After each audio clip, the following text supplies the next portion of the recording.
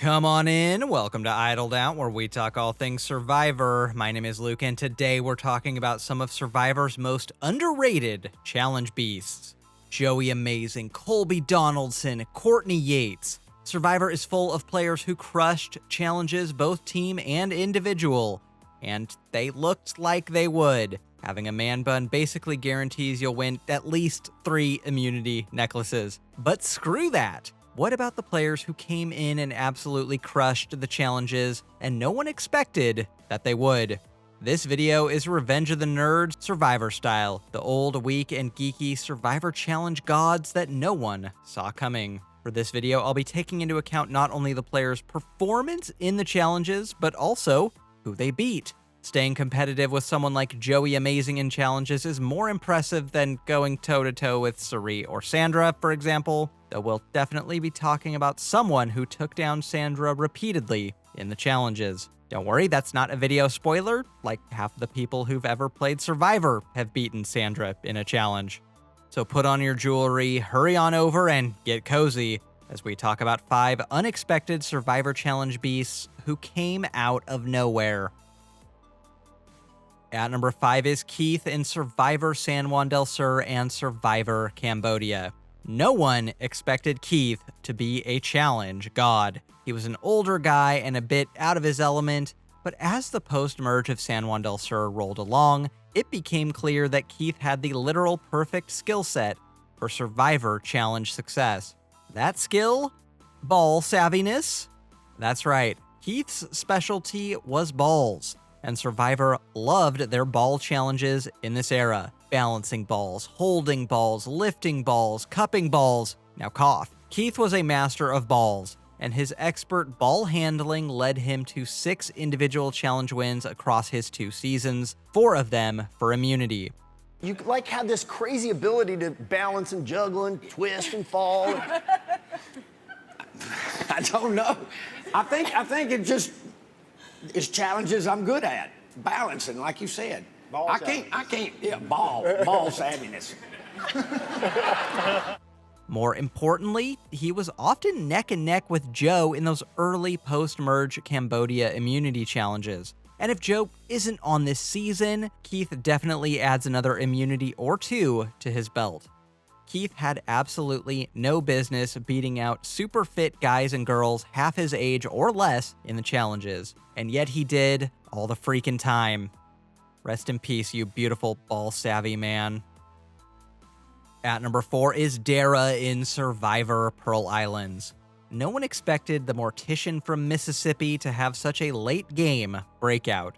The last member standing of the main Morgan alliance, Darra threw an endgame wrench into Drake's plans to pick off Morgan with her back-to-back-to-back immunity wins. Balance, marksmanship, spelling, you name it, Darra could do it. And that last one is even more impressive once you hear her speak. I think tonight is just more like letting them know how I feel about them, and pretty much just, I mean, I already have my mind made up, but it's pretty much letting them know. Heck, Darra was even competitive in the Hottest Survivor Woman Ever challenge. There's Darra, the mortician from Pearl Islands, getting clean. Oh man, getting clean has lived rent-free in my head for 20 years. Sometimes I just say it when I'm in the shower. Anyway, Darra's immunity run was so impressive that the only group that could stop her was the jury, who were bizarrely allowed to compete in the final 4 immunity challenge as a collective for the first and only time ever, where they won the folklore trivia challenge, and Darra was ultimately sent home unanimously as a possible jury threat. Without this twist, I don't think it's out of the question that Darra's hot streak would have continued to the end of the game. Now, as impressive as her streak was, the only real challenge threat other than her in the endgame was Burton, so I realistically can't put her any higher. I mean, this slate of finalists were so bad at the challenges that they made final immunity standing around. But still, Darra came out of nowhere, and it took the jury to bury the mortician. At number 3 is Rafe in Survivor Guatemala. When we talk about challenge beasts, Rafe never comes up, but he should. Rafe was a single immunity win away from tying the individual record of 5, held by guys like Colby, Brad, Ozzy, and Mike. He was a really well-rounded challenge competitor, great at endurance, dexterity, and knowing which Mayan gods were fucking each other. Even more impressive is that Rafe was routinely winning out against what I'd consider one of, if not the most athletic Survivor casts of all time. This was a cast almost entirely consisting of jocks and college athletes. Seriously, everyone who made the merge was skilled in at least one element of the challenges, and yet Rafe emerged as the season's challenge beast. Rafe even beat out this man in individual challenges twice, which actually isn't that impressive when we consider that this is actually just humble landscaper Gary Hawkins, who only looks exactly like former Cowboys and Colts QB Gary Hogaboom, who attended Central Michigan at the same exact time as Gary Hogaboom, but who can't be Gary Hogaboom because despite going to the same school at the same time as Gary Hogaboom, he didn't play football there. In fact, don't even ask him about football. He knows about building a retaining wall, mulching a bed, and trimming hedges, and that is it. Buddy, the only NFL he's familiar with is nurturing, fertilizing, and landscaping. So that's why Rafe is only at number 3 on this list. If this were actually Gary Hogaboom, the NFL quarterback, and not Gary Hawkins, the humble landscaper, he'd actually be way higher. But it isn't. Totally different guy. At number 2 is Bob in Survivor Gabon. If I were putting money down on any post-merger to win an incredible 5 challenges in a row, I'd probably go all in on the literal Olympic medalist. Everybody feel good? Yeah. Okay. This challenge is officially underway.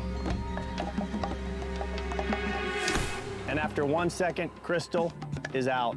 Let me take that back. All right, I'm gonna go with the personal trainer instead. Randy scores for Coda! Yeah! Coda wins immunity!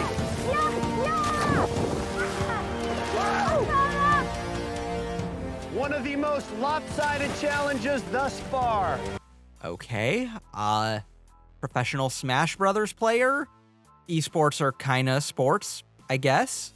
I mean, everyone is sweaty, smells terrible, and casually just drops the most heinous slurs you've ever heard. That's practically the NFL. Anyway, 57-year-old bow-tie-wearing high school physics teacher Bob stomped all over these 3 and the rest of the competition, and his background in physics came in clutch in challenge after challenge. Bob was also helped by the fact that many of the challenges this season were challenges that old men excel at every day in real life. Golfing, building houses, playing cards, unwanted groping. These are things old men do every single day.